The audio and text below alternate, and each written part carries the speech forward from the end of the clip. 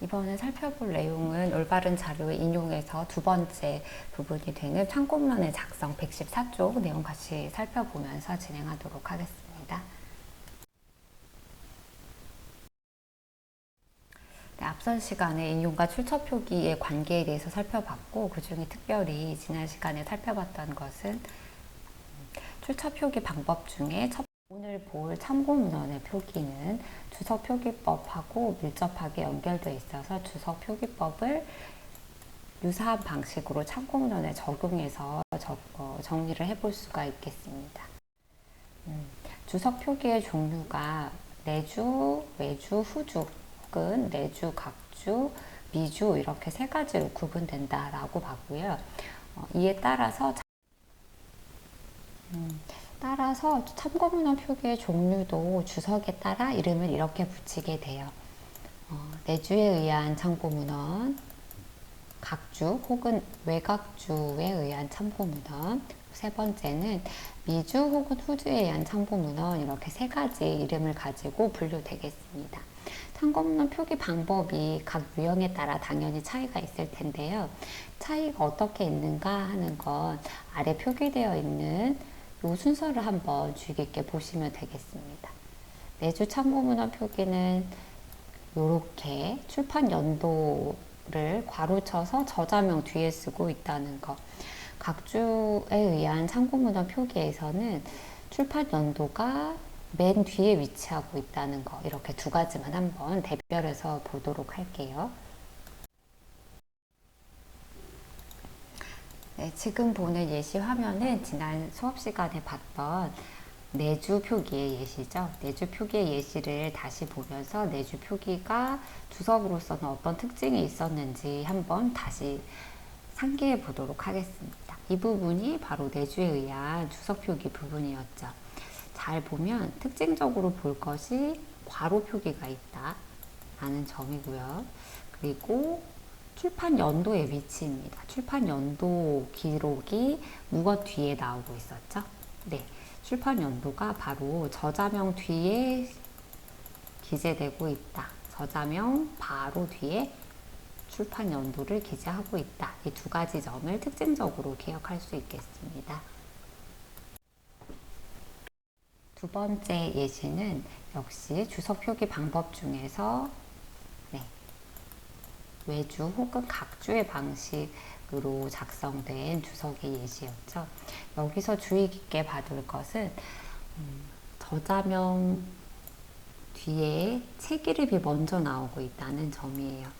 연도의 위치를 한번 다시 확인해 볼까요? 연도의 위치는 맨 끝에서 두 번째 정보에 있었다라는 걸 잘 봐둘 수 있겠습니다. 여기서 중요하게 볼 것은 열거되고 있는 5가지 정보 중에서 연도가 뒤에서 두 번째 자리에 위치하고 있다.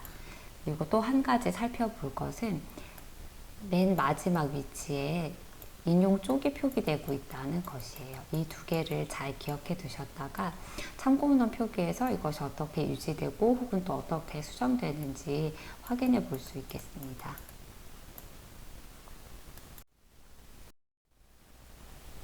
네, 그러면 지금 살펴본 각주 표기의 두 종류를 기반으로 해서 지금 보고 있는 참고문헌 표기의 사례가 내주에 따른 것일까 아니면 외주에 따른 것인가 구분을 해볼 수가 있을 거라고 생각이 들어요. 이상적으로 봐야 될 것은 괄호가 있는가, 그리고 연도를 표기하고 있는 위치가 어디인가, 이렇게 두 가지를 잘 찾아서 보시면 되겠습니다. 지금 참고문헌 표기의 예시를 보면 중요한 게 괄호가 있는가, 연도가 어느 위치에 있는가 였어요. 다 일관적으로 서술되고 있는데 그 중에 이거 한번 보겠습니다. 맨 위에 있는 참고문헌 정보죠. 이렇게 한번 볼게요. 괄호 표기가 있고 괄호 안에 연도를 쓰고 있어요. 이 연도는 저자명 바로 뒤에 오고 있죠. 괄호 표기가 있고 연도가 저자명 바로 뒤에 나타나고 있다. 네, 그럼 이건 표기법 중에 내주에 의한 것, 외주에 의한 것 어느 쪽이죠? 네, 맞습니다. 내주에 의해서 작성된 참고문헌 표기의 사례라는 걸 확인할 수 있어요. 이게 중요한 표지가 돼서 이렇게 썼으면 이것은 내주에 따라서 작성한 참고 문헌이구나 이렇게 볼 수 있겠습니다. 내주에 작성한 참고 문헌이라는 거는 본문의 주석은 다 내주 방식으로 달았고 본문 내주가 모두 내주로 작성이 됐다면 그때 맨 뒤에 보고서 맨 끝에 있는 참고 문헌 표기 역시 내주의 형식을 반영하는 형태로 작성을 하면 되겠다라고 이해할 수 있겠죠. 두 번째 사례도 한번 같이 볼게요. 두 번째 사례는 역시 살펴봐야 될 기준이 괄호가 있나? 하는 것 하나, 그리고 연도가 어느 위치에 있지? 이렇게 두 가지 한번 확인해 보겠습니다. 여기는 1번 자료, 2번 단행본으로 참고문헌을 자료 형태에 따라 구분하고 있죠. 그 중에 단행본이라고 기록되어 있는 부분만 먼저 살펴보도록 할게요. 단행본으로 기록된 부분에서 괄호 표기가 있는지 한번 보겠습니다. 눈에 띄는 괄호 표기가 없죠. 괄호를 사용하지 않고 있어요. 그리고 두 번째로 중요하게 볼 것은 연도를 어디에 표기하고 있는가 하는 건데요. 이거 보겠습니다. 연도가 공통적으로 맨 뒤에 위치하고 있어요. 괄호 없이 맨 뒤에 쓰고 있다. 그러면 이거는 참고문헌 표기 중에 무엇에 따른 참고문헌 표기라고 볼 수 있죠. 그렇습니다. 이거는 외주에 의해서 작성한 참고문헌이다. 혹은 각주에 의해 작성한 참고문헌이다. 이렇게 볼 수 있어요. 이것도 마찬가지로 생각하면 보고서 본문을 작성할 때 모두 외주 방식으로 주석을 달았고 그렇게 주석을 모두 달았다면 보고서 맨 끝에 작성하는 참고 문헌은 외주의 형식을 반영된 것으로 작성을 한다. 이렇게 이해할 수 있겠죠.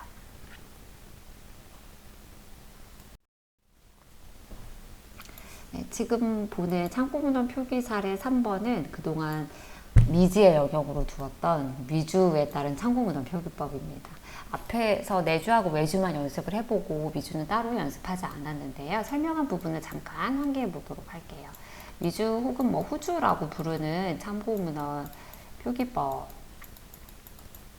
이렇게 됐었죠. 그때 앞부분에서 주석을 설명드리면서 인용문 중에는 따로 서지사항을 적지 않는다. 그리고 대신 간단하게 번호만 붙여놔요. 그리고 나서 서지사항은 참고 문헌으로 대신한다. 이렇게 이해할 수 있습니다.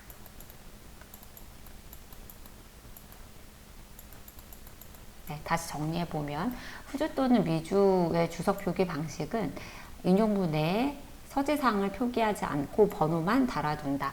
서지사항은 참고 문헌으로 대신한다 라는 뜻이었습니다.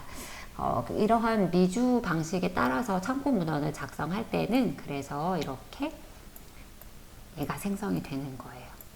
참고 문헌 사례 1번하고 2번 봤을 때 그 내주나 미주에 따른 참고 문헌을 썼을 때는 앞에 번호는 전혀 등장하지 않았었죠. 그런데 미주에 의해서 쓸 때는 번호가 등장하게 돼요. 번호가 등장하는 이유는 이것 때문이겠죠. 미주에서 주석을 달 때 번호만 써두고 아무 얘기도 없었다는 거죠. 그렇기 때문에 자세한 서지사항 정보는 이렇게 번호를 앞에다 두고 서술을 하면 되겠습니다.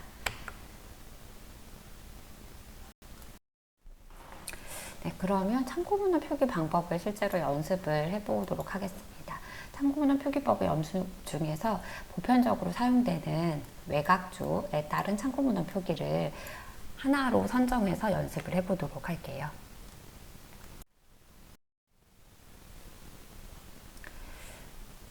네, 참고문헌 표기 방법은 자료의 유형에 따라 결정됩니다.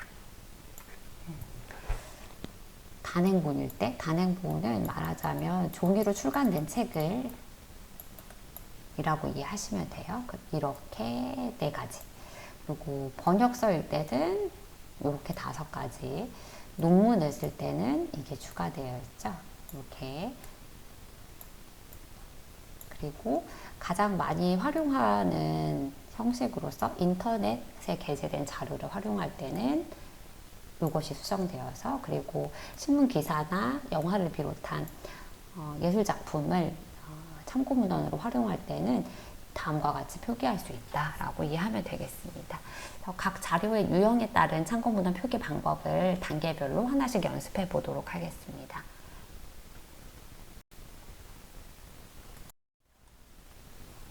첫 첫 번째로 살펴볼 것은 자료의 유형 중에 단행본을 표기하는 방법의 예시입니다. 표기할 때 단행본의 경우는 저자명, 저서명, 발행처, 발행연도 순으로 표기를 하고요. 사이에는 이렇게 쉼표들이 표기되어 있죠. 그리고 맨 끝에는 마침표로 표기하면 되겠습니다. 특별히 책의 이름은 두 줄 꺽쇠로 표기를 하면 되고요. 여기 참고문헌 표기 중에서 단행본 항목으로 되어 있는 것들의 예시를 한번 확인해 보겠습니다. 이걸로 볼까요? 사람 이름, 책 이름, 출판사, 연도 있고 여기 마침표 이렇게 찍고 있죠. 네 가지 정보가 잘 열거되고 있습니다. 나머지 단행본도 다 같은 원리에 의해서 서술이 됐다는 걸 확인할 수 있죠. 여기서 새롭게 생각해 볼 수 있는 것은 이런 궁금증이 들 거예요. 여기는 박희병이라고 저자명이 있는데 왜 다음 칸은 이렇게 아래 밑줄로 표기되어 있을까 하는 것. 그리고 또 이것도 생각해 볼까요? 똑같이 박희병이라는 저자의 책이면 이 순서는 어떤 원리에 의해서 배열된 것인가 하는 것도 생각해 볼 수 있겠습니다. 먼저 이 부분에 대해서 생각을 해보면 여기요. 왜 아래 밑줄이 있을까? 위에 있는 저자명과 동일한 경우에 반복해서 쓰지 않고 이렇게 밑줄만 그어서 표기하고 있다는 거 확인할 수 있고요. 또 같은 사람의 책이 연달아서 표기될 경우에는 1997 다음에 2005 순서, 말하자면 발행 연도 순서대로 배열하고 있다는 걸 확인할 수 있어요. 혹시 또 다른 것도 궁금한 점이 보이시나요? 여기도 있죠.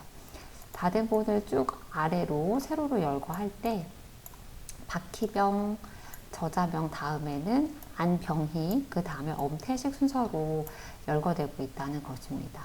참고 문헌은 주석 표기됐던 정보를 목록으로 만든다 이렇게 얘기했어요. 목록을 만들기 위해서는 정렬하는 순서가 필요하겠죠. 그 정렬 순서가 바로 박, 안, 엄 순서다 이렇게 보면 되겠어요.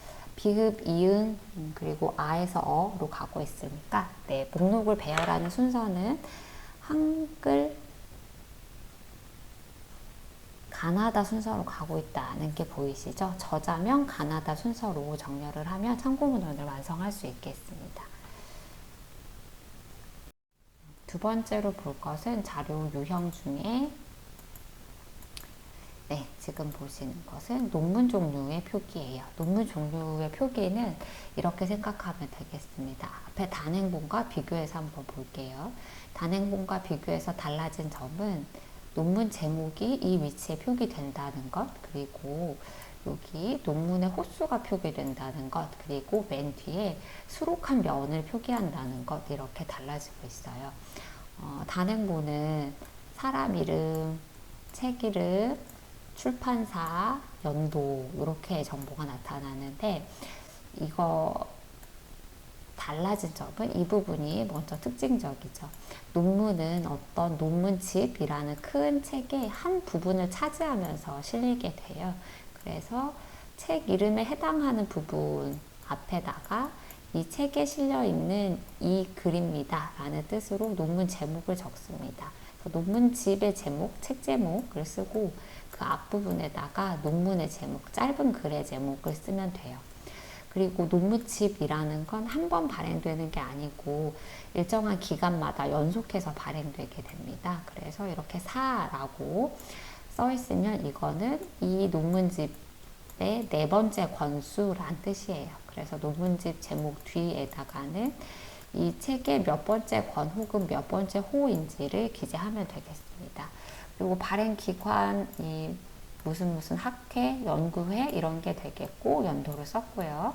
그리고 마지막에 쪽수를 쓰는데 이때 쪽수는 주의해야 될 점이 각주 표기에서 쪽수는 그 인용하고 있는 표현이 어느 페이지에 기록되어 있지 그걸 적는 거고요.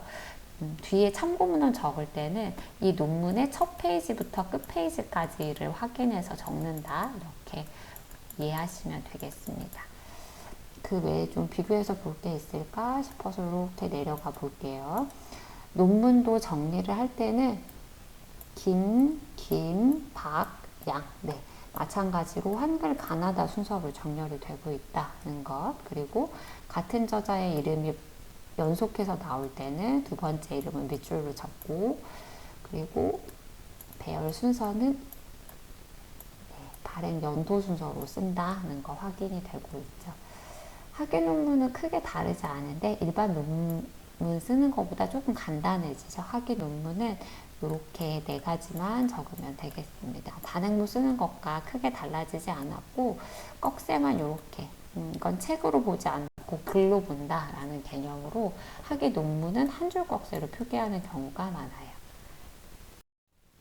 다음 종류는 인터넷 자료의 표기 살펴보겠습니다. 인터넷 자료의 표기는 방금 본 논문의 표기랑 연동해서 볼 수 있어요. 크게 큰 틀에선 동일하고 대신에 발행 연도가 게재 일자로 수록면이 URL과 검색 일자로 바뀐다 이렇게 이해하면 되겠습니다. 그래서 글 쓴 사람 이름, 글의 제목, 그 글이 실린 홈페이지의 이름, 그 글이 쓰인 날짜, 인터넷 자료 작성 일자가 화면에 보이죠? 그래서 그 날짜를 적으면 되고 뒤에다가 이렇게 꺽쇠를 달아서 인터넷 주소를 복사해서 넣으시면 됩니다.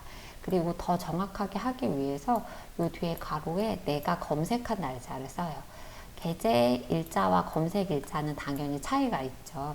이거는 이 글이 쓰여진 날짜, 이건 내가 읽은 날짜. 네, 인터넷 자료를 검색 일자까지 쓰는 이유는 인터넷 자료는 수시로 내용이 바뀔 가능성이 있죠. 그래서 내가 본 시점의 글이 그 이전과 이후와 달라질 수가 있어요. 그러니까 바뀌기 쉬운 매체이기 때문에 이 뒤에 검색 일자를 쓰게 된다. 이렇게 이해하시면 되겠습니다. 인터넷 자료를 글의 근거로 활용하는 경우가 많기 때문에 이거를 잘 기억해 두시면 활용도가 높은 표기 방법이라고 생각됩니다. 다음으로 볼 것은 신문기사의 표기예요. 신문기사 표기는 인터넷 자료 표기와 연결해서 보면 조금 더 쉽겠습니다. 동일하죠. 글 쓴 사람 이름, 그리고 기사 제목, 그리고 실려있는 신문의 이름. 예를 들면 무슨 일보, 그 신문 제목 쓰고 기자명 찾아서 쓰고, 그리고 신문 발행한 일자, 신문이 수록된 면 이렇게 쓰면 되겠습니다. 이걸 인터넷 자료와 같은 형식으로 기재할 수 있다라는 걸 확인해 놓으시면 되겠고, 대부분 신문 기사를 요즘은 종이 자료로 보지 않고 인터넷 자료로 검색해서 보죠. 그래서 이렇게 하는 것이구나 확인만 해 두시고 이게 더 많이 활용될 거라고 생각이 됩니다. 이렇게 해서 외곽주에 의한 참고문헌 표기법을 같이 자료의 유형별로 나누어서 살펴봤습니다. 지금 보시고 있는 참고문헌 화면은 교재 115쪽에 수록되어 있는 참고문헌의 예시입니다. 한번 볼까요? 지금 표기되어 있는 이 참고문헌은 내주에 의한 것일까요? 외주에 의한 것일까요? 네, 방금 우리가 연습했던 것과는 형식이 조금 다르죠. 중요한 요인으로 볼 것은 여기 괄호하고 발행 연도를 쓴 것이 이 위치에 존재한다는 점이에요. 이렇게 괄호가 있고 저자명 바로 뒤에 연도를 썼다. 네, 그러면 내주에 의한 참고문헌 표기법이라는 거 확인할 수 있고요. 그리고 그러한 차이 외에 방금 살펴본 것처럼 참고문헌 목록을 정리할 때는 기억에서 히읗 순서로, 가나다 순서로 정렬을 하고 있구나 라는 거 확인했어요. 그리고 또 인상적으로 볼 부분 이거 한번 볼까요? 인터넷에서 자료를 찾았을 때 이렇게 URL을 찾아서 넣었구나 하는 점 확인할 수 있습니다. 여기 2021년 5월 8일 인출이라는 게 검색 일자가 이 날짜야 라는 뜻이에요. 2020년도에 인쇄된 자료를 나는 21년도에 보았다 라는 것을 이렇게 검색 일자를 표기하고 있다는 걸 확인할 수 있죠. 그리고 새롭게 볼 부분이 여기까지예요. 이렇게 나누고 이 뒤를 한번 보겠습니다. 지금 여기 기억에서 히읗까지는 가나다 순서로 정렬했다 하는 거 보이는데 이 뒤로 가보면 이렇게 저자명이 알파벳으로 표기되고 있죠. 자료를 여기선 발행처 기준으로 국내 문서와 국외 문서를 구분하고 있다는 게 보이실 거예요. 그래서 국내 문서를 묶어서 하나로, 국외 문서는 따로 배열을 하게 되고, 배열을 할 때에는 마찬가지로 저자명 알파벳 순서로 하고 있다는 걸 확인되시겠습니다. ENR 이렇게 표기되고 있죠. 그래서 저자명 순서대로 알파벳 순 표기라는 것도 확인해 볼 수 있고요. 네, 이렇게 해서 참고문헌 표기법, 외곽주에 의한 것, 내각주에 의한 것 모두 보았습니다. 네, 실제로 이게 대표적으로 활용되는 두 가지 양식이고, 문헌을 작성하고자 할 때에는 참고문헌 작성법이 발행 주체에 의해서 구체적으로 제시되는 경우가 많아요. 크게 이렇게 내각주에 의한 것, 외곽주에 의한 방법은 이런 틀로 쓴다라고 알고 있으시면 구체적으로 제시되는 참고문헌 표기법에 따라서 여러 가지로 적용해서 작성하는 데도 어려움이 없으실 거라고 생각이 듭니다. 마지막으로 연습 문제를 한번 같이 풀어보겠습니다. 지금 보는 연습 문제는 방금 연습해봤던 외곽주에 의한 참고문헌 표기 방법을 각각 자료의 유형에 따라 한번 작성해보자 라는 연습 문제예요.